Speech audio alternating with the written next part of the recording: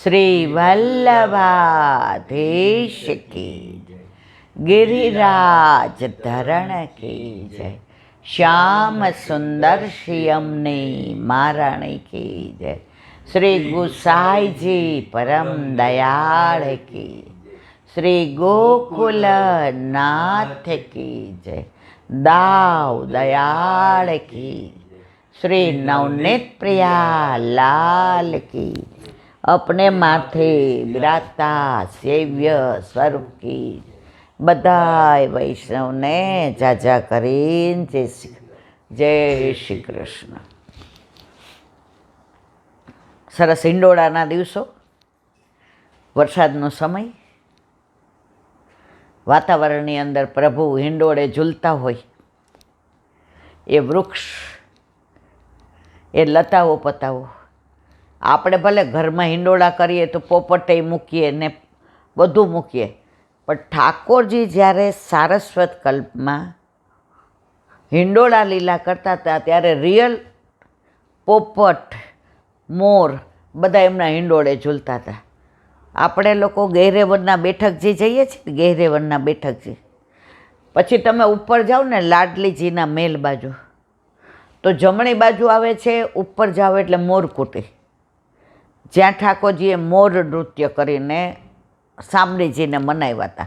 અને સીધા જાઓ એટલે લાડલીજીના મેલ આ બાજુ, અને આ બાજુ જમણી બાજુ સાઈડમાં 10 પગથિયા ચડો ને એટલે મોટો હિંડોળો છે. કર્યા દર્શન? મોટો હિંડોળો છે. તમે કર્યા છે? તો અત્યારે તમે જુઓ તો જે વૈષ્ણવો વ્રજમાં છે એ કૈલાબેન એટલો બધો આનંદ આવે છે, કારણ કે જે તમે વર્ણન કરો અત્યારે વાતાવરણ એવું છે. આજે બધા વૈષ્ણવને લઈને મિલનભાઈ ચિત્રકૂટને ત્યાં ગયા છે, તો ચિત્રકૂટના બેઠકજીના દર્શન કરાવ્યા. એટલા રળિયામણા બેઠકજી. પછી મેં કીધું બહાર વનરાયના દર્શન કરાવો. આપણે ગયા ત્યારે મને લાગે શિયાળો હતો, આ તો મેં કીધું ચોમાસું જ.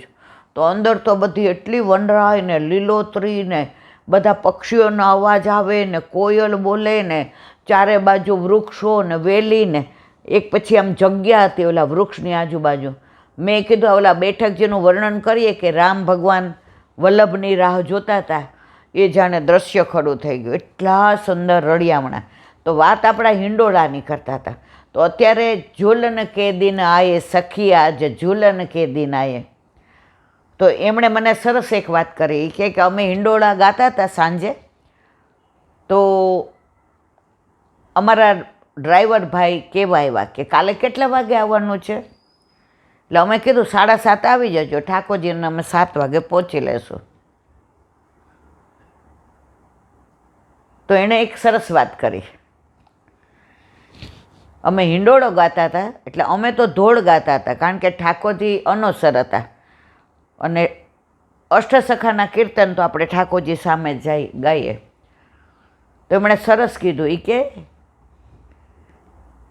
હિંડોળો સજાવ્યો તો સખીઓએ. હવે એક હિંડોળો ઠાકોરજી માટે હતો અને એક હિંડોળો સામનેજી માટે હતો. એટલે ઠાકોરજી તો એટલા મોટા મોટા જોટા ખાય, એટલા મોટા મોટા જોટા ખાય, અને સામનેજી ડરે. એટલે એ ધીરે ધીરે લલિતા વિશાખા ઝુલાવે તો સામને ગયા હા ધીમે ધીમે ધીમે. હવે પ્રભુએ વિચાર કર્યો કે પ્યારુંજુ બહુ ડરે છે, એટલે એમણે રસ્તો બતાવ્યો. આ વાત નિકુંજની છે એટલે અહીં ઉઘાડી કરીને ન થાય, પણ જે હું મભમમાં એમણે કીધી એવી મભમમાં કહું છું. એટલે ઠાકોરજીએ કીધું ચલો હોડ લગાવીએ કે કોણ ઊંચામાં ઊંચા હિંચકા ખાય. હવે સખીઓએ સામનેજીને કહ્યું કે ડર નહીં, અમે છીએ ને, અમે બધા આમ ઊભા રહી જઈએ, તને ખેલવા નહીં દઈએ, તારું અમે ધ્યાન રાખશું, તને કાંઈ થશે તો ઝીલી લેશું, તું હા પાડી દે. પણ સામનેજી ડરે છે. ઠાકોરજીએ કીધું તો હોડમાં તો હારી ગયા કહેવાવ ને. જો તમે મારી હારે નથી શરત હોડ લગાવતા તો તમે હારી ગયા, અને હારી ગયા ને જીતી ગયા કે એ પ્રમાણે કરવું પડે. તો સામનેજી કે હોડ લગાવી છે પણ હજી હું હારી નથી. હવે સામનેજીને બધાય કહેવા માંડ્યા કે ચલ, અને આ બાજુ સખાઓ આવ્યા. ઠાકોરજી કે મારે કોઈ સખાની જરૂર નથી, તમે બધા એક બજાર્યું, તમને વાગી ન જાય. હું તો મારે એવા જ હિંડોળે ઝૂલીશ. ઝૂલન કે દિન આયે સખી આજ, ઝૂલન કે દિન આયે. હવે સખાઓ બધા એક બાજુ થઈ ગયા, અને લલિતા, વિશાખા, શોભગા, કેતકી, સંજાવલી, રઈ, ભામા, શ્રીભામા બધાને ચીડાવવા માંડ્યા. એ કે આટલા બધા છો તોય કાં હિંચકા નથી ખાતા ને અમારા ઠાકોરજી જો, અને ઠાકોરજી તો ઝૂલે જ રાખે, ઝૂલે જ રાખે. હવે સામનેજીને ધીમે ધીમે ઝૂલાવે તો એના મનમાં ડરી જાય, વળી પકડી લે, લલી નહીં, લલી નહીં. ઠાકોરજી કે એક કામ કરો, હું તમને શીખવાડું, પછી તમે હોડ લગાવો, ત્યાં સુધી આપણી હોડ બંધ. તો કે કેવી રીતે શીખવાડશો? એ કે તમે મારા ઝૂલા ઉપર આવો તો શીખવાડું ને, ત્યાં રહ્યા તો હું તમને કેવી રીતે શીખવાડું? એટલે સામનેજી કે ના, હું ના આવું, આ મારી સખીઓ, સખાઓ બધા જુએ તો મને શરમ ના આવે. એટલે સખીઓ કીધું તું શીખી લે ને, અમારી શરમ રાખવાની કાંઈ જરૂર નથી, પછી તારે જીતવું પડશે. સામનેજી તો શરમાતા શરમાતા, પ્રભુનો જે હિંડોળો હતો મોટો, એટલે આપણે નહીં કહેતા કે યુગલ સરકાર ઝૂલે, એટલે અહીંયા ઠાકોરજી અને અહીંયા સામનેજી. હવે પહેલાં તો ધીરે ધીરે ઓલા પગની ઠેસ મારે, તમે આમ કરો, તો સામનેજી રાજી થઈ ગયા. એ કે આ તો સરસ શીખવાડે છે. પછી ઠાકોરજીએ વિચાર કર્યો કે એટલું બધું ન શીખવાડી દઉં કે હું હારી જાઉં. પ્રભુ તો પરમ ચતુર શિરોમણી, અને સામનેજી કે હા અબ ચલાવો, હા અબ ચલાવો. ઠાકોરજીએ એક ઠેસ મારીને એવો ઊંચો હિંચકો નાખ્યો અને ડરી ગયા, અને પ્રભુને આલિંગન કરી લીધું. પ્રભુ કે આના માટે તો મેં અહીં બોલાવ્યા હતા, હવે પૂછ્યું. એ કે આવડી ગયું? એ કે આવડી ગયું, પણ મને એકલા ન આવડે, મને આ તમારી સાથે જ આવડે. ત્યારે સખીઓએ કીધું કે હવે હોડ પડી તો જીતું કોણ? એટલે સામનેજી કે પ્રભુને પૂછો કોણ જીતું. એટલે ઠાકોરજીએ કીધું આમાં હોડ પડી, પણ એક હિંચકા ઉપર અમે બે ઝૂલીએ છીએ, એટલે કોઈ જીતુંય નહીં ને કોઈ હાર્યુંય નહીં. એટલે હોડની અંદર પ્રભુએ સામનેજી હારે નહીં, અને નિકુંજ લીલાની અંદર સામનેજીને આલિંગન થાય, રંભન થાય, પરિરંભન, ચુંબન, સ્પર્શ, એટલે પ્રભુએ આ લીલા કરી. તો ઓલા વૈષ્ણવ આજે સરસ વર્ણન કર્યું. એટલે પછી મેં કીધું કયો હિંડોળો હતો? તો કે ઝૂલન કે દિન આયે સખી આજ, ઝૂલન કે દિન આયે. એટલે એ કે સાંજે ઈલાબેન વહેલા આવી ગયા, એટલે પછી વરસાદ હતો એટલે કાંઈ દર્શન કરવા જવાય એવું નહોતું. એટલે પછી કીધું ચલો હિંડોળા ગઈએ 3-4, ને મનમાં આપણે વ્રજની અંદર મનોરથ કરીએ કે વ્રજમાં ઠાકોરજી ઝૂલી રહ્યા છે. કે તો વ્રજમાં તો જો ચાવાળા હોય, ચાવાળા, એને કીર્તનને વ્રજ ભાષામાં બધું આવડતું હોય. ટેક્સીવાળા, આપણા ઓલા ટેક્સીવાળા ભાઈ કેવા હતા, બધી અમને વ્રજની ને બધી લીલાની વાતો કરતા હતા, અને ગાય તો એવો, એનો અવાજ તો એટલો સરસ હતો. તો વ્રજમાં વ્રજવાસીને તમે પૂછો તો કે અમારું સર્વસ્વ અમારા ઠાકોરજી, અને અમારે તમારી જેમ એને હાંચવાનું ન હોય ઈલાબેન, અમને હાંચવે. એ ગોલોક છોડીને વ્રજમાં આવ્યો છે, અમે વ્રજ છોડીને ગોલોકમાં નથી ગયા. તો જે આવે ત્યાં કાંઈક ઓછું હશે તો અમારા વ્રજમાં આવ્યો ને, ગોલોકમાં એને કાંઈક ઓછું પડ્યું હશે એટલે વ્રજમાં આવ્યો છે.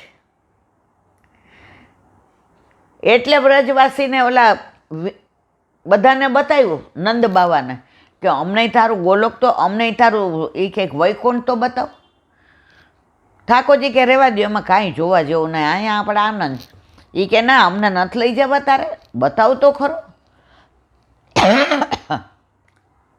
ઠાકોરજી કે કરો આંખો બંધ. લઈ ગયા.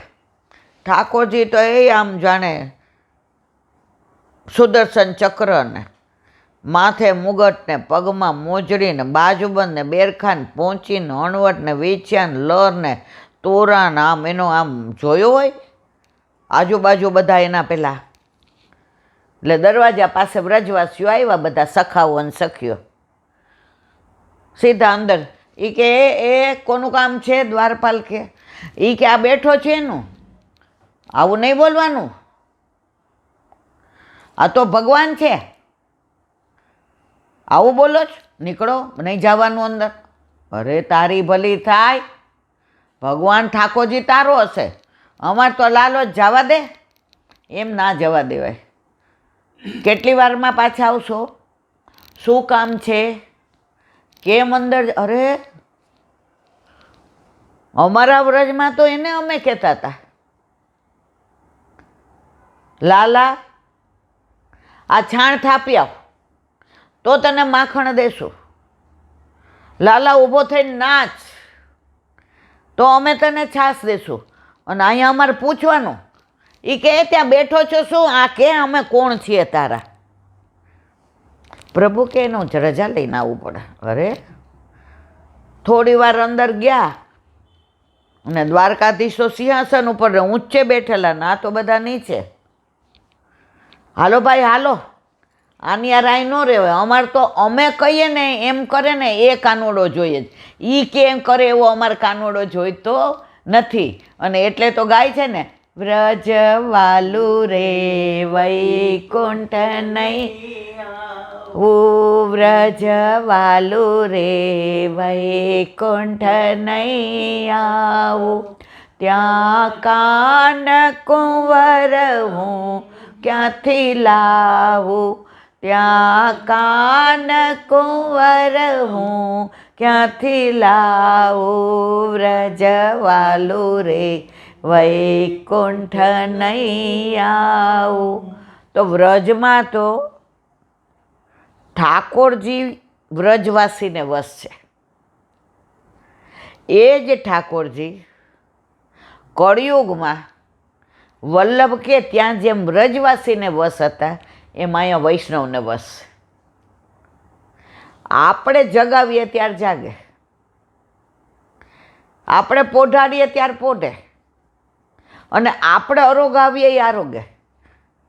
ઠાકોરજી કોઈ દી કહે છે મને આ નથી ભાવતું?